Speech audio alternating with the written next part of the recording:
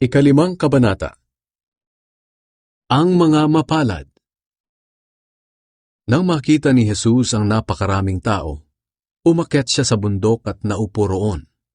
Lumapit sa kanya ang mga tagasunod niya at nagsimula siyang mangaral. Sinabi niya, "Mapalad ang mga taong inaaming nagkulang sila sa Diyos, dahil makakasama sila sa kaharian ng Diyos. Mapalad ang mga naghihinagpis, dahil aaliwin sila ng Diyos. Mapalad ang mga mapagpakumbaba, dahil mamanahin nila ang mundo.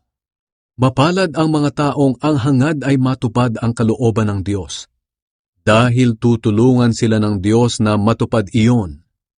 Mapalad ang mga maawain, dahil kaaawaan din sila ng Diyos.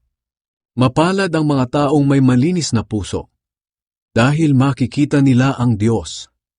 Mapalad ang mga taong nagtataguyod ng kapayapaan, dahil tatawagin silang mga anak ng Diyos. Mapalad ang mga dumaranas ng pag-uusig dahil sa pagsunod nila sa kalooban ng Diyos, dahil makakasama sila sa kaharian ng Diyos.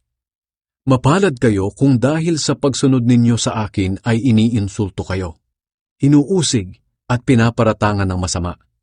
Ganoon din ang ginawa nila sa mga propeta noong una. Kaya magalak kayo dahil malaki ang gantimpala ninyo sa langit.